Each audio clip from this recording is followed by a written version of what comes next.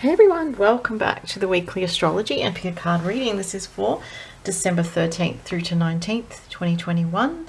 There's a lot going on with the astrology this week, so I'll talk about that first like I normally do, then I'll get to the pick a card section. If you're new to the channel, I notice there has been a few new subscribers. Thank you for subscribing. And if you're new, basically how I do it for the pick a card section, the timestamps are under the video. You can, if you want to skip past what's happening this week in the general astrology, you can go straight to the pick a card section. But I do recommend, if you're interested in astrology, knowing what the energies, or learning about it, knowing what the energies are this week is important, because we do have a full moon in Gemini. You'd want to pay attention if you're a Gemini or an air sign as well. Now, skipping to the pick a card section, you just go to the timestamps and you click on either air, water, fire or earth, depending on your astrological sun sign. If you know your rising or moon sign, you can go by that, but most people probably go by their sun sign. For example, if you're a Libra, Gemini, Aquarius, you click air. If you're a Pisces, Scorpio, Cancer, you click water, and so on and so forth. So this week, the astrology, full moon in Gemini. So this is happening at 27 degrees of Gemini, so late in Gemini. If you're born towards the end of Gemini, like more towards the cusp of Cancer, you'll feel this more because of being on that late degree. And let me see, so this week with this Gemini full moon, and so it's an energy of change, of spontaneity, of lightheartedness, communication, and it can definitely make us feel a little bit restless, especially if you feel like you're hemmed in or you're restricted in some way. You can definitely feel the buildup of restlessness with this energy. And Gemini as a sign rules the parts of the body to do with the hands and fine motor skills, the lungs, and also the nervous system. So with an airy full moon, like a Gemini full moon like this, we can feel a little bit on edge and a little bit restless, a bit ungrounded. So if you're feeling that way, it would be helpful to do things like meditation, or to get grounded in nature. You know, go outside and sort of sit on the ground, sit on the grass if you can, or go, if you've got kids, take them outside, because if you're sort of stuck inside with, you know, if you're a parent like myself and you have kids, and, you know, if you're inside too much, this energy can feel a little bit frenetic and feel a bit too noisy. You know, the kids can be extra chatty, or people can feel extra communicative. It can be good for communication, so there is positive to it for sure. But I find that when the full moon is in Gemini, it's definitely a restless energy. It's definitely, nerves can be a bit easily frayed, and you can sort of overindulge on things like social media. You know, if you're too much on your computer, on your phone, it's a good time to sort of maybe do something like read a book or focus on one thing, because Gemini is very dual and tends to be across lots of different areas. So we can scatter our energy, is what I'm saying, a bit too much. Now, just this is coming up, I think I said on the 19th, so this is for the weekend to be feeling the energy. And, you know, sometimes when the full moon starts to build up, say on the Saturday or even on Friday evening, you could feel a bit of anxiety with the full moon, because it does heighten our emotions. And you may feel like communicating something of importance to someone. You might feel like journaling or writing, as Gemini does rule writing and communication, as I said. It can be a busy time when we're getting lots of text messages, emails, phone calls, organizing things. You know, there's a lot to be across at this time of year in general, so it can be sort of feeling that energy. So I do want to mention the full moon first, even though it's at the end of this coming week, but that's like the main thing. However, there are a lot of things going on this week, so I do want to mention these. I will go over them pretty quickly, but Monday, Tuesday this week, so today and tomorrow, Venus and Pluto are conjunct in Capricorn. It is sort of carrying over a little bit from last week, but just to tell you a bit about this energy, if you've got anything around 25 degrees of Capricorn, this is going to be very significant for how you're feeling. You may be, and for everybody, looking at things like your money, your resources, how much money you have to do what you need to get done. There can be a sense of importance around decisions in relationships, decisions to do with finances or practical matters. There can be, if you are a Capricorn, this can be a time when you're thinking about some important things to do with your money, or, you know, do you need to get a new job, or do you need to move or sell something, you know, significant. So these things will be on your mind. There can be really serious discussions around money for some people, mostly those people that have 25 of Capricorn, or possibly any other of the cardinal signs, which are Cancer, Aries and Libra. So those signs will be affected by this in one way or another regarding finances and relationships. All right, so then also on Monday and Tuesday, with this day of Mars being on 29 degrees of Scorpio, this does intensify the energy that you feel in regards to, you can feel a bit on edge, you can feel a bit stressed about things going on, you can feel like you're close to a turning point because Mars is about to move into Sagittarius on Tuesday, which is a more light-hearted energy, a more sort of freedom energy, a freedom-loving energy, and a very restless energy. So Monday we finish off with that anaretic degree of Mars in Scorpio, and the Pluto conjunct Venus finishes. Those are all very intense. So I'd say that the energy does improve from Tuesday in the sense of feeling less tense or stressed or upset about things going on that are difficult. And then from Tuesday, Mars goes into Sagittarius. This is great if you're a fire sign, especially Sag. Also obviously great for Aries and Leo because you'll get a boost of energy, okay? So, and especially if you're born early in those fire signs that I just mentioned, like at the beginning part of those signs. And so with Mars and Sag, we care a lot about our freedom. We're feeling very restless. We want to move physically, or we may want to get really involved in things like spirituality or reading about philosophy, or maybe even more focused on things like politics or what's going on in the bigger picture of life, because that's what Sagittarius is about. It's about the global issues, the world, you know, as a whole, looking at the big picture, seeing the big picture. It's also a very physical energy, so it is a good time to go on a big walk or get your energy out, you know. It's very helpful when Mars is in Sag to find good channels for your energy. Otherwise you can feel very frustrated and irritated if you feel too hemmed in or blocked off from being able to express that energy. It can be a bit of a preachy energy, so people might be really preaching about what they believe in. You know, that can be a strong energy with Mars in Sag as well. On the Sunday, actually, when we have that full moon in Gemini, it's interesting that the ruler of Gemini, being Mercury, is making a square to Chiron at the same time. So I think that this full moon does have more tension with it. It does make a difficult angle with Pluto. Yeah, so it is a bit of a tense full moon, I have to say, but make sure you're channeling your energy in a way that's healthy for you, so that you can maybe just get rid of some built up inner tension, because the nervous system may find this energy a little bit challenging. And you may have to on Sunday communicate, especially if you've got something around 8 degrees in your chart of Aries, Capricorn, Cancer or Libra. You may feel like communicating something that's a bit challenging or a bit difficult, or you feel you have to communicate something or write something that's difficult for some reason. Not everybody, but only if you have 8 degrees of those signs, potentially. Now, the other thing is, lastly, Venus retrograde begins this Sunday. So that will go all the way into the end of January. So we have the Venus retrograde in Capricorn all the way to the end of January. And this is an energy of reevaluating our finances, our relationships. And it's interesting that happens around the full moon in Gemini as well, the Venus retrograde, because Gemini is this duality energy of thinking about two different potentials, two different pathways, two different options. And Venus retrograde Capricorn is about commitments and reevaluating commitments. So there could be a lot of people going through this kind of rethinking what your next step is in terms of serious things in your life, like progress forward. You know, am I going to go in this direction? Am I going to, you know, move here, or am I going to move to this area, or am I going to stick with this relationship, or wait and see how I'm feeling in a few months from now? You know, it's this kind of energy. Venus retrograde as well, it has some sort of similarities to Mercury retrograde to an extent, in that it is a time of reevaluation and rethinking things. Now, what I feel very strongly about with Venus retrograde, it's not the time to impulsively make a huge change. And often people that start relationships during a Venus retrograde tend to, after the Venus goes direct, find out something about the relationship that they didn't know. That's kind of a deal breaker.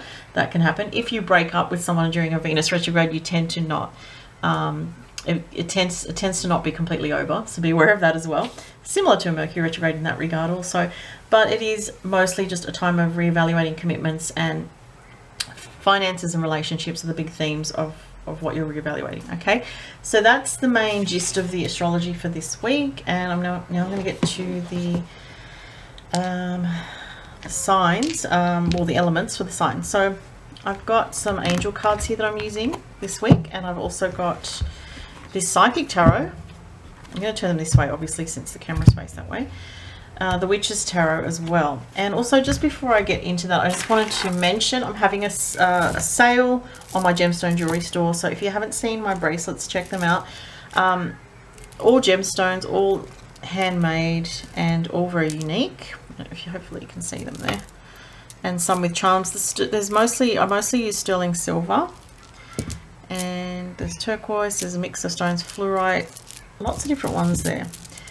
And amethyst, also citrine. There's lots in my shop, but well, I say lots, but it's not that much. But basically you can get 20% off. Now just keep in mind though, if you're ordering from the USA or another country outside of Australia, it's probably not going to get there in time for Christmas, so just be aware of that. But you can get a good discount. You might want to buy something for yourself or a birthday coming up. If you're in Australia, you will get it by Christmas, and there's free shipping for those in Australia. Okay, and I'm starting with the air signs this week. So Gemini, Libra, Aquarius. Let's see what the energies are for Gemini, Libra, Aquarius.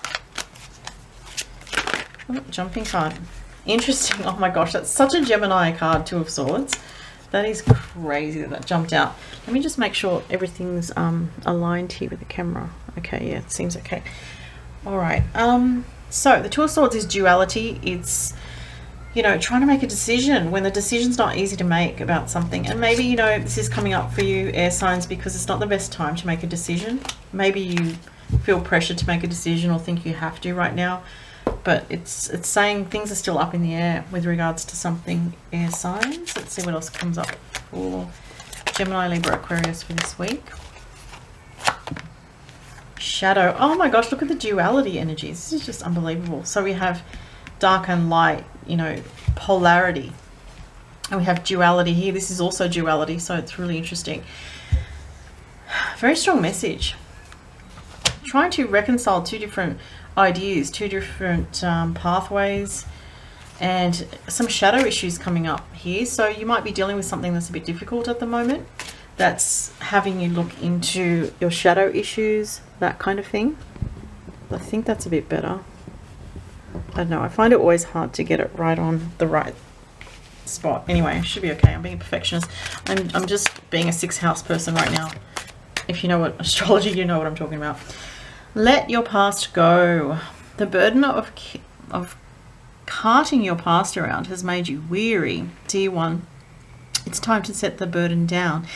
Keep only the lesson and the love, and leave everything else behind you. You don't want or need it, and it's now gone. Wow. Look at all the yellow and blue. It's just like a repeated theme of yellow and blue. Interesting, yellow is a Gemini color, which is funny.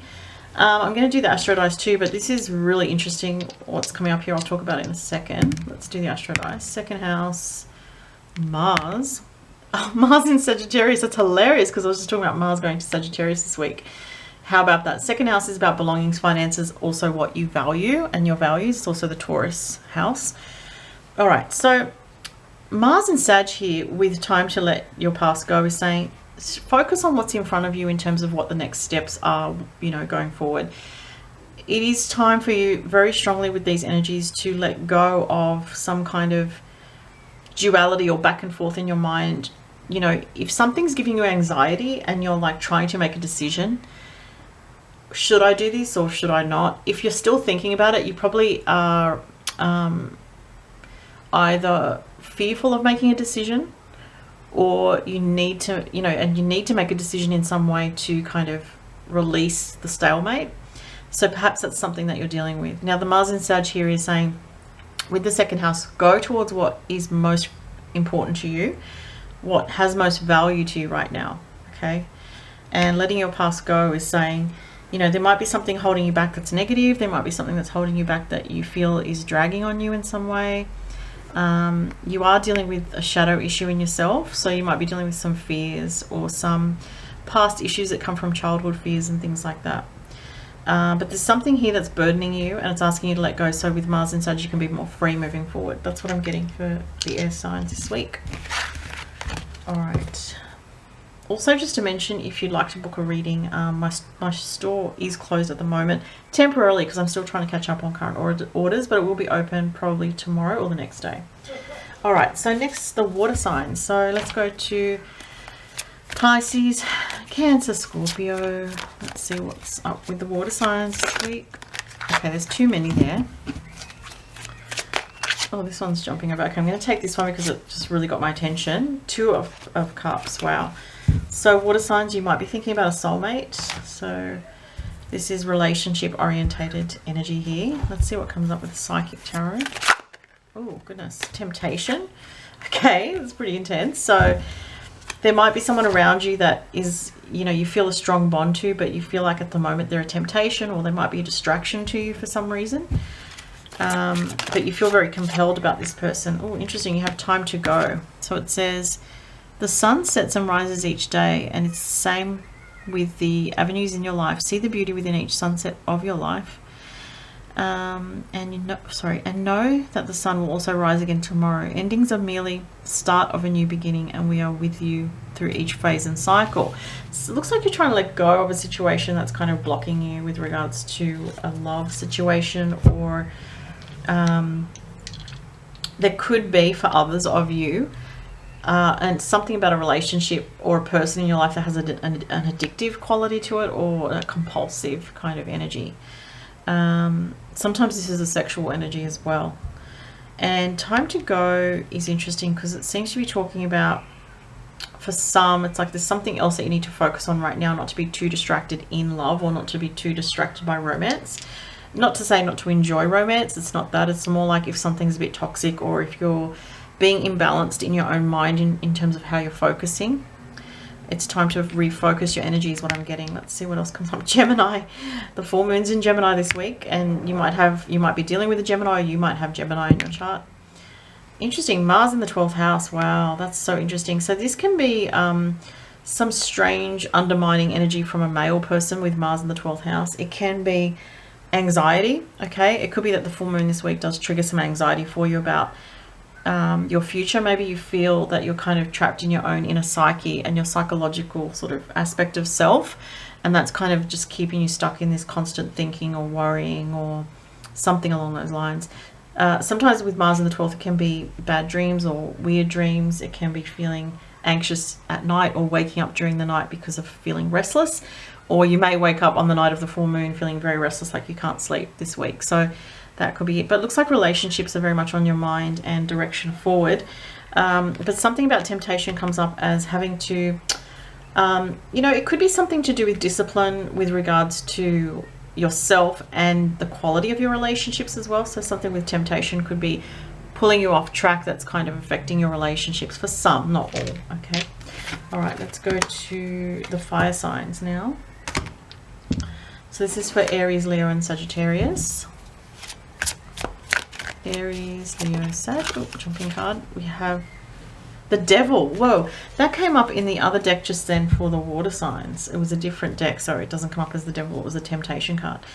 So this is for the fire signs. Okay, so there's some indulgent energy, which doesn't surprise me with Mars going to Sagittarius, very wild and free kind of energy. Kind of, you know, it can be, again, this overindulgence in some level, even to do with sexuality, or it can be to do with sometimes wanting too much of something, or wanting too much of a good thing, or having too much of a good thing. You know, like everything in moderation, you know, can be healthy, but when you tip into going too far, it can become not good for you. This talks about financial and material changes. Okay, let's see what else comes up for fire. Aries, Leo, Sag. Oh, jumping card. Okay, release and surrender. We shower you with blessings of our radiant love. Open your arms and release the challenges that you've held tightly gripped within your hands. Open your hands, arms, and heart to our love and assistance. Wow, I love that card. So, all right. So what I'm getting from this with the fire signs, you know, there could be something that you've had to deal with for other people. You know, aside from what I said before, I do give a lot of messages. These are general readings. Sometimes one message is for one person, you know, and another message is for someone else. So what I'm getting now is you may have had to deal with something recently that's been very difficult, and you felt chained or stuck because of this situation. And it's been very unpleasant, and you felt like it was quite a dark energy is what I'm feeling. Now, there are some financial and material changes going on in your life. Again, this is for some people, but it's advising to trust and release and surrender, because there are miracles and divine guidance, and there are angels working behind the scenes and spirits working through people to help you as well. So that's really beautiful. Let's look at the astro dice. Oops. Scorpio energy. Jupiter. Oh, interesting. So Jupiter in Scorpio is quite good in terms of financial energy. So even if you've been going through a tough time, because it does say material financial changes, this is saying there's something of a blessing as well coming through with regards to the difficulties that you've been going through. The first house is with Scorpio here and Jupiter. It's like a transformation is happening, fire signs, in some way with regards to your identity. And for some of you, you may be having some change with regards to your finances this week, or there could be an opportunity or extra money coming in for some. But this is saying, you know, trust in the angels, because they are working behind the scenes for you, and ask for their help, because that is important to, you know, with the angels and spirit, it's easier for them to help when we actually request their help. Okay, so, but this looks like some kind of growth phase that you're going through, which may be something difficult. Scorpio can be going to the heavier energies first to come out the other side. For some people, it's something to do with, there is abundance and growth with regards to finances in your life now after going through a hard time. So it's kind of an opposite message for some. And the angels are working with you to guide you on that path. So interesting. All right. And lastly, the earth signs. So for Taurus, Virgo and Capricorn. Taurus, Virgo, Capricorn. What's coming up this week? This one's coming up. Oh, why do the earth signs always get this? The Five of Cups. Not the best card. I swear we've had this a few times. Haven't seen it for a little while, but it's like, it's back again, the Five of Cups. Disappointment on an emotional level. Let's see. Oh God, look at this. It goes with it. Emotional loss. That's sad. Well, I'm an earth sign, so this message is for me too. I don't really like this message. All right, let's see what the angels have to say. Hopefully something better. Oh, see, only love. Okay. Look, for some earth signs, you might be going through a bit of a difficult emotional time, okay? With the Five of Cups and this card, there could have been an argument. Fives are about disagreements, unstable energy. You know, maybe two people who have very differing views, different independent ideas about things. If you're a female and you're dealing with a male person, they could be going through a hard time, I feel. This card is asking you to have compassion for what you're going through. It says, see only love. Look past the seeming errors, mistakes, and misunderstandings and see only the love within each person, including yourself. Your resolute focus upon the love that underlies every situation brings about healing in undreamed of ways. Just specifically, if you're a Taurus late degree, like myself, I've got 29 degrees of Taurus. Mars right now is exactly opposite that. So this can, not always, but it can indicate some disagreements or arguments or tension with other people, okay? And what was I going to say? Yeah, so it looks like there's a situation with regards to something emotional. It could be to do with a male person. It could be to do with a relationship, or it could be to do with someone in your family. You know, it could be even a father figure. There could be, or a brother. You know, there could be some issues here with people that you know, or a person that you know this week that is disappointing, that is upsetting. And look, again, it's not for everybody, okay? So this, you know, it's not going to happen to everybody, but this may resonate with some of you. Let's see what the Astro dice say. 10th house could be father, you know, male energy, father figure, or husband, because the 10th house is the marriage house. Aries, male again. Sun, male again. Wow. Aries and Sun are both very strong masculine principles. The 10th house is the Saturn ruled house, which represents can represent bosses, like people in authority, father figures, or even husband figure in astrology. And this is very masculine energy. So it looks like there's a clash between the masculine and feminine for the earth signs this week on some level. Male people could be giving you a headache if you're female. If you're a male earth sign watching this, you may feel imbalanced in yourself with regards to females, or with regards to, you know, feminine energy in some way, or relationships in some way. But the antidote here is to see only love. Okay, so this message is, you know, sort of the key to this reading for the earth signs. It's saying if you take more of a compassionate, sort of light-hearted approach to this, rather than sort of a very defensive or attacking, or, you know, really intense emotional response, then it's going to work out better and you'll be able to heal this. But there could be something disappointing with regards to, you know, something that you hear about another person, or something that you're dealing with another person. Okay, sorry it wasn't brighter than that, but that is a lovely message though. It's saying it can be healed through love, so I do like that. All right guys, so that was the reading for this week. Have a good week everybody, and let's see, so next week yeah, hopefully I'll be able to do the reading for next week. We'll see. It is a very busy time of year with Christmas. But anyway, have a wonderful Christmas if I don't talk to you next week. And I'll talk to you soon anyway. Thanks, guys. Bye.